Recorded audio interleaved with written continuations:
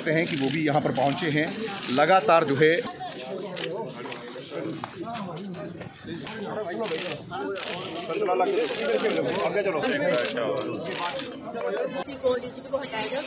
देखिए, इस पर तो तुरंत एक्शन हो जाना चाहिए। और मुझे आश्चर्य है कि एक इतनी पढ़ी लिखी फैमिली अपनी मेरिट के दम पर दलित परिवार से निकल के आई हुई लड़कियां, लड़के, उनकी फैमिली अगर ये झेल रही है तो एक आम दलित परिवार गांव में बैठा हुआ, कस्बों में बैठा हुआ क्या झेल रहा होगा। ये मानसिकता जिसको प्रमोट किया जा रहा है कि अगर कोई दलित परिवार का लड़का निकल के चीफ जस्टिस बनेगा तो उसको हम जूता फेंकेंगे, अगर कोई आईपीएस बनेगा तो उसको इतना प्रताड़ित करेंगे कि वो कितना ही होनहार हो, कितना ही ब्रिलियंट क्यों ना हो, उसको सुसाइड करने के लिए मजबूर कर देंगे। ये देश नहीं चाहिए, इस तरह का देश नहीं चाहिए। और पूरा परिवार इस बात से दुखी भी है और आहत भी है कि इस तरह की घटना उनके साथ हुई। 2 बेटियां हैं, उनकी वाइफ पढ़ी लिखी हैं, उनका पूरा परिवार इतना पढ़ा लिखा है। वो साउथ इंडिया से 2500-3000 किलोमीटर दूर आके यहाँ नौकरी कर रहे थे और एक अलग मुकाम उन्होंने बनाया। तो मतलब बहुत ही दुखद है। और खास तौर से जो पुलिस का रोल रहा है, पूरी चीजों को दबाने की कोशिश, छिपाने की कोशिश की जा रही है, ये बिल्कुल गलत है। इसमें तुरंत न्याय होना चाहिए पूरे परिवार को, और जो परिवार की डिमांड है उसको मांगते हुए तुरंत एक्शन होना चाहिए उन ऑफिसर के खिलाफ जो उनको खिलाफ प्रताड़ित कर रहे थे और उन लोगों के खिलाफ जो उन ऑफिसर्स को प्रमोट कर रहे थे। पूरन कुमार जी की गिनती हरियाणा ही नहीं, देश के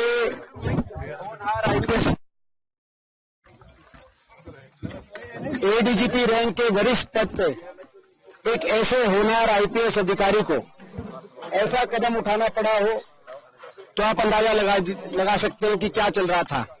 और उसके बाद क्योंकि न्याय में विलंब हुआ, उनके विलंब के बाद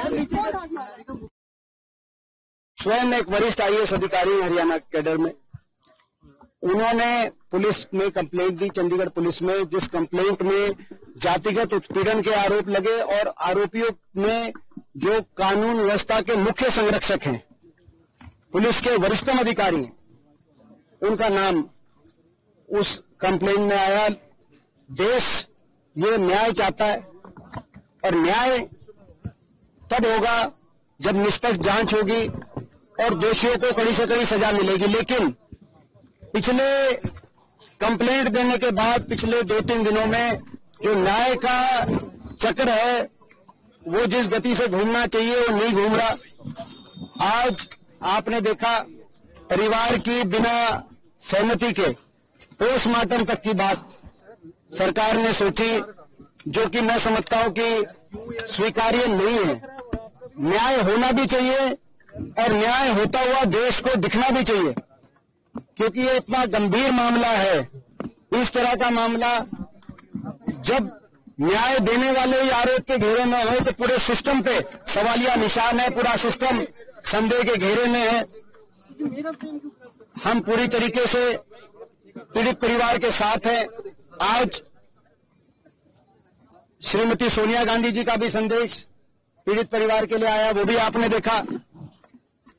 और एक जिम्मेदार प्रदेश में, चाहे हरियाणा की बात हो चाहे पंजाब की बात हो, अभी चन्नी जी आपको सारी बात बताएंगे, एक जिम्मेदार विपक्ष के रूप में भी हमारी सरकार से मांग है कि न्याय हो, न्याय में देरी ना हो। देश की सरकार, प्रदेश की सरकार की तरफ टकटकी लगाए ना सिर्फ दलित समाज, लेकिन 36 बिरादरी, हर वर्ग, हर देशवासी देश की सरकार की तरफ देख रहा है कि न्याय हो और दोषियों को कड़ी से कड़ी सजा दिलवाए सरकार। लेकिन आज दुर्भाग्य की बात यह है कि जो पीड़ा थी जब ये खबर आई, आज वो और पीड़ा, क्योंकि 2-3 दिन से जो चला वो सारा उसको देखकर देश के लोगों के हाथ केवल निराशा लगी। और इसकी लड़ाई हम लड़ते रहेंगे। एसपी रोहतक को जो आज एक ही जो भी आदेश आए हैं उससे पूरी संतुष्टि नहीं है, परिवार की संतुष्टि होनी चाहिए। परिवार की संतुष्टि में समाज की संतुष्टि है, परिवार की संतुष्टि में हम सब की संतुष्टि है, देशवासियों की संतुष्टि है। जो अभी तक कार्रवाई हुई है उस कार्रवाई से परिवार की संतुष्टि नहीं। मैं प्रोफेसर जयनारायण, जो 31 मेंबरी कमेटी कल बनाई गई है उसका आज का अध्यक्ष था, अभी डिसीजन होने हैं। और 31 मेंबरी कमेटी इसलिए बनाई गई है ताकि ये आंदोलन जब लंबा चले तो इसको बैलेंस करने के लिए, अव्यवस्था ना हो, अराजकता ना फैले, तो एक बैलेंस करने के लिए 31 मेंबरी कमेटी पूरे हरियाणा से मेन आदमियों की बनाई गई है। उसमें प्रेस प्रवक्ता, मुख्य प्रेस प्रवक्ता में प्रोफेसर जयनारायण, दिनेश जी हमारे साथ हैं, ये कमेटी के प्रवक्ता हैं, गौतम भोरिया जी ये हैं। 3 हम प्रेस प्रवक्ता आधिकारिक रूप से परिवार ने और कमेटी ने चुने हैं, ताकि कोई भी बयान होगा तो हम परिवार की सलाह से, और जो भी कार्रवाई होगी, जो भी चल रहा है वो हम अपने उसके माध्यम से आपको बताते रहेंगे। नाम बता देंगे। प्रोफेसर जयनारायण जी। अभी क्या सहमति बन रही है? अभी जो है, अभी तक सरकार ने कोई कार्रवाई नहीं की है। हमारी एक मुख्य डिमांड है, 2 जो अधिकारी हैं, डीजीपी हरियाणा शत्रुजीत कपूर और IPS अधिकारी रोहतक के SP, ये 2 आदमी कम से कम जो है टर्मिनेट किए जाएं, इनको अरेस्ट किया जाए। उसके बाद हम जो है डेड बॉडी का जो है पोस्टमार्टम कराएंगे और उसके बाद उसका संस्कार किया जाएगा। उससे पहले हम बिल्कुल भी जो है, परिवार की भी यही राय है और कमेटी की भी यही राय है कि हम उसके बाद जो भी खत्म होगा, हम SP रोहतक को ट्रांसफर करके उनको अभी वेटिंग फॉर पोस्टिंग कर, हमारे पास ऑर्डर की कॉपी आ जाएगी, DGP की भी, दोनों की, उनको अरेस्ट भी करवाना है, उनकी कॉपी आ जाएगी तो हम मानेंगे, ऐसे नहीं। क्योंकि अभी आपके माध्यम से या कहीं से बात चली हुई थी, पोस्टमार्टम हो रहा है। सुबह क्या किया इन्होंने, डेड बॉडी को ले गए वो PGI में, भी पोस्टमार्टम करवा रहे हैं, लेकिन और परिवार की सहमति भी नहीं है उसमें। ये पुलिस नहीं कर सकती ना ऐसा। रात को सहमति वो बाद में जो है, नहीं कोई सहमति नहीं हुई है, परिवार के मेंबर हैं उनके, वो भी आ जाएंगे। हम परिवार के बात करके यहाँ बात कर रहे हैं, अनथोटिंग बात बिल्कुल नहीं कर रहे। इसके बाद गौतम जी और मेरे साथी देखिए, ऐसा है, पूरे देश में ये जो घटना हुई है, इस घटना को लेके कमजोर वर्गों में आक्रोश है। सबका ध्यान परिवार की तरफ। आज ऐसी स्थिति है देश में, कमजोर वर्ग का ना राष्ट्रपति सेफ है, ना चीफ जस्टिस सेफ है, और ना ही ADGP लेवल का अधिकारी सेफ। और आज जो घटना हुई, मेरे आने का सबसे बड़ा कारण यह था, कल पंचायत रखी गई परिवार द्वारा। परिवार ने 31 लोगों की कमेटी बनाई, जिसमें पढ़े लिखे लोग हैं, पत्रकार हैं, एडवोकेट हैं, जस्टिस हैं, और तमाम तरह के जो क्लास 1 के अधिकारी हैं, पूर्व अधिकारी हैं। तो मुझे कल आना था, लेकिन आज इसलिए आना पड़ा कि सुबह यहाँ की सरकार के इशारे पे पुलिस ने बिना परिवार की परमिशन के पूरन भाई साहब के शव को जिस तरह से बेइज्जत करने के लिए, बिना सहमति के पोस्टमार्टम के लिए उठाया है, उससे यह स्पष्ट हो गया है कि संवेदना सरकार की मर गई। 5 दिन हो गए। अगर इतना मजबूत परिवार, जिस परिवार में जिसकी जान गई है, वो क्लास 1 के अधिकारी थे, ADGP लेवल के, जिनकी खुद की पत्नी जो है वो क्लास 1 के अधिकारी IAS है, और तमाम तरह के उनके परिवार में जो रिलेटिव हैं, उनके एक भाई जो हैं, उनकी पत्नी के वो MLA हैं। जब इस तरह के परिवार को न्याय न मिलने में जो इतनी देरी हो रही है, तो आम गरीब, दलित, पिछड़े वर्ग के लोगों के हालात क्या है? तो ये बड़े चिंता का सबब है। लेकिन हम इतनी आसानी से परिवार को हार नहीं मानने देंगे। परिवार लड़ने के लिए तैयार है, हम सब लोग उनके साथ खड़े हैं। कल जो पंचायत में तय होगा, क्योंकि समाज बड़ा है, हम सब लोग छोटे, तो उस पर हम लोग पहरा देंगे। अगर पंचायत ने कहा कि एक बहुत बड़ी कॉल देके चंडीगढ़ आना है, तो वो भी करेंगे। पंचायत ने जेल भरो आंदोलन के लिए कहा, वो भी करेंगे। पंचायत ने जो भी आदेश दिया, हम लोग उसको पालन करेंगे, क्योंकि मैं पूरन भाई साहब को पहले से जानता हूं।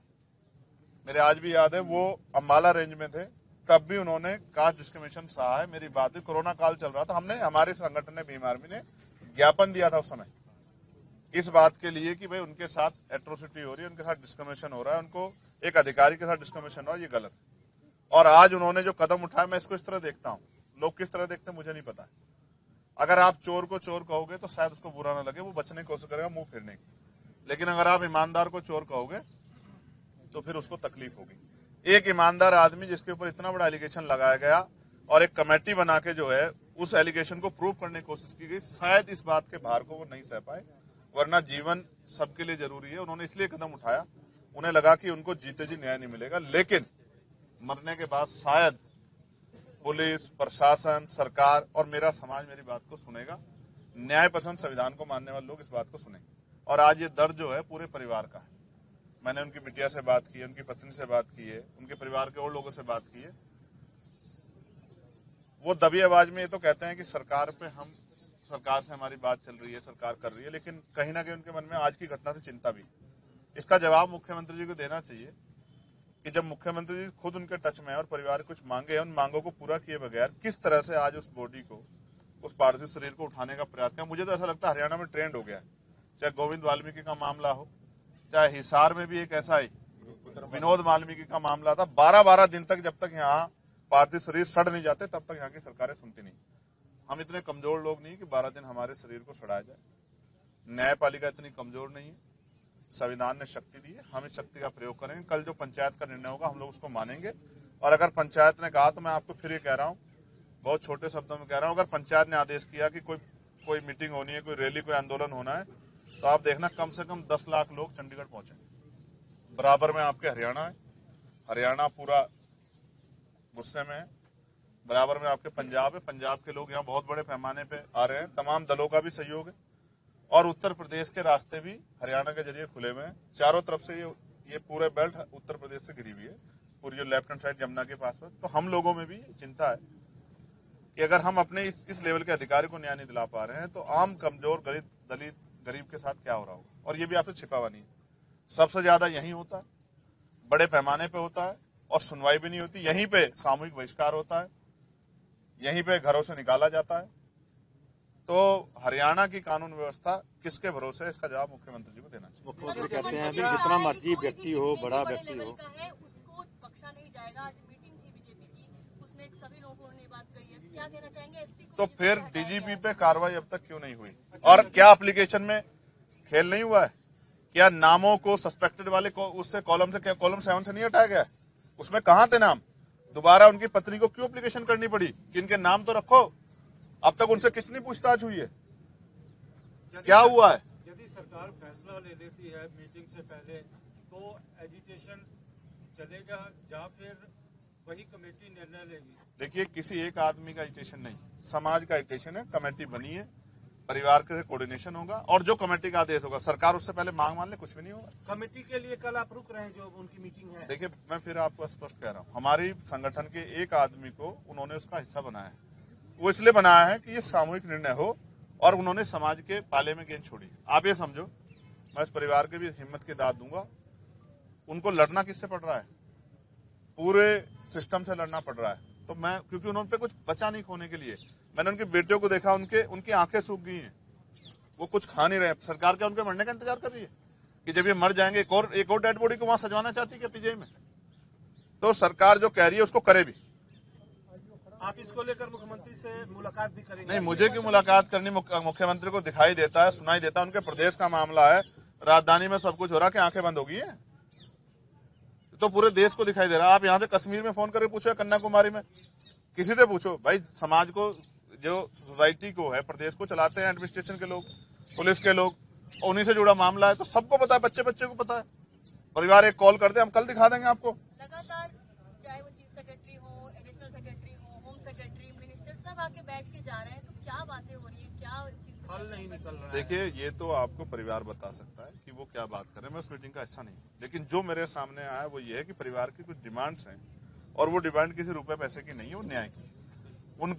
उनकी ये डिमांड्स है कि भाई उनको न्याय मिलना चाहिए, और उसके लिए जब तक वो लोग पोस्ट पर बैठे हैं, जिनके खिलाफ एफआईआर हुई है, जब तक वो उस पोस्ट पर बैठे हैं, तो वो उसका मिसयूज करेंगे। इसलिए उनको पोस्ट से हटाना ही पड़ेगा। चंद्रशेखर जी, मैं ये नहीं चाहता कोई निर्दोष जेल जाए, मैं आपके सामने कह रहा हूँ, लेकिन कोई दोषी बचना नहीं चाहिए। ये बात हमारी बिल्कुल पुख्ता है, इस पे हम कोई समझौता समाज नहीं करेंगे। इनके बाद एक करके SC/ST एक्ट को लेकर आपने बहुत आवाज उठाई है। ये भी मामला वही है, और इसमें देखिए जो डेथ होने से पहले उन्होंने अपना डाइंग स्टेटमेंट इस आधार पर जो कानून कहता है उसमें की गिरफ्तारी होनी चाहिए, अभी तक हुआ नहीं, इसको लेकर क्या कहेंगे? देखिए, डाइंग स्टेटमेंट जो है ना वो फाइनल स्टेटमेंट है, उसके बाद किसी और एविडेंस की जरूरत नहीं। उन्होंने अपना जो है सुसाइड नोट दिया है, उसके बाद किस चीज की जरूरत है? कहते हैं कि मरता हुआ आदमी झूठ नहीं बोलता। उन्होंने गोली मारी है, उन्होंने 7 या 8 पेज का 9 पेज का उन्होंने डाइंग स्टेटमेंट दिया, उसमें सब चीजें लिखी हैं और कास्ट डिस्क्रिमिनेशन का जिक्र, फिर SC/ST एक्ट क्यों नहीं लगा? रोज जो चर्चा होती है कि इसका दुरुपयोग हो रहा है, यहाँ तो सामने है, पुख्ता तो भी नहीं होता, वो होता है जो सरकार चाहती है। आप क्या कह रहे थे? मैं कह रहा टॉप 2 मंत्री और टॉप लेवल के अधिकारी अभी कुछ ही देर बाद जो है यहाँ पर परिवार से मिलेंगे, फिर बातचीत करेंगे और इससे पहले भी कई बार मुलाकात कर चुके हैं। क्या कैसे देखते हैं इसको आप? आप ये समझिए, उनके हाथ में बहुत कुछ है, वो मिल तो रहे, मुख्यमंत्री मिल रहे हैं, बहुत अधिकारी मिल रहे हैं, तो कार्रवाई करवाने में मदद करा देना, हम उनका धन्यवाद करेंगे। हालांकि उनके कर्म ऐसे नहीं, लेकिन फिर भी सरकार के हम लोग धन्यवाद करेंगे अगर वो फेयर कार्रवाई कराते। और अगर फेयर कार्रवाई नहीं करवाती तो फिर आप समझिए कि कहाँ न्याय तो गरीबों से, दलितों से तो बहुत दूर है न्याय। ठीक है भाई, यहाँ लोग आ रहे हैं, तमाम सब लोग चर्चा कर रहे हैं, न्याय के लिए तो कर रहे हैं ना, पिकनिक तो है नहीं। उनका परिवार का सब कुछ चला गया ना, क्या आप पूरन साहब को वापस ला सकते हैं? अगर सरकार पूरन साहब को वापस लिया, भाजपा नेताओं का ये भी डर आ रहा है कि अब मामले का राजनीतिकरण हो रहा है, नेता आ रहे हैं बार-बार, राजनीति तो ये दोनों नेता राजनीति करने आ रहे हैं जो मेरे पास आएंगे? आपने ही तो भी बताया ना, या पिकनिक मनाने आ रहे हैं? क्यों आ रहे हैं? राजनीति करने। अच्छा, बेटियों से कोई बात हुई है तो बेटियां क्या बोल रही है, आपको कुछ बोला होगा उन्होंने? जी, मेरी बात हुई और मैं आपको बहुत जिम्मेदारी से बता रहा हूँ, उनका सब कुछ उजड़ गया है, उनके मुंह से आवाज नहीं निकल रही है। मुझे नहीं पता उन्होंने कब से खाना खाया नहीं खाया है, पानी पिया नहीं पिया है। एक बेटी तो ऐसी जिसने 1 साल से अपने पिता का चेहरा नहीं देखा है, और क्योंकि अभी मोर्चरी में वो वहां तक भी नहीं जा पाए हैं, इससे ज्यादा संवेदनहीनता नहीं हो सकती। अगर सरकार इतने दर्द के बाद भी नहीं सुनना चाहती तो हम लोगों को भी और हमारे लोगों को भी समझना चाहिए कि जो जिंदा रहते न्याय नहीं देते, सम्मान नहीं देते, और जो मरने के बाद भी सम्मान और न्याय नहीं देते, तो वो हमारे कितने हितैषी। ये हमारे लोगों के लिए बहुत बड़ा प्रश्न है, ये उनके सामने एक बहुत बड़ा चैलेंज है। और सोचने समझने की रोटी खाते हैं, अब भी नहीं समझेंगे तो कब समझेंगे?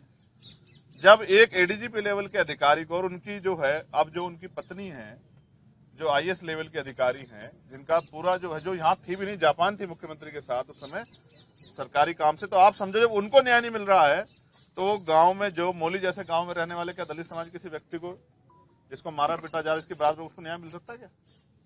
शर्म आनी चाहिए सरकार। रोहतक के SP को हटा दिया गया पद से, लेकिन परिवार की जो मांग थी गिरफ्तारी की वो नहीं हो पाई। इसका जवाब मुख्यमंत्री से मांगते। आप ऐसा मुझसे ऐसा पूछ रहे जैसे मैं मुख्यमंत्री हूँ और मुझे कार्रवाई करनी है। मैं होता तो घुटनों के बल होते सब। ठीक है, धन्यवाद। थैंक यू आप लोगों का।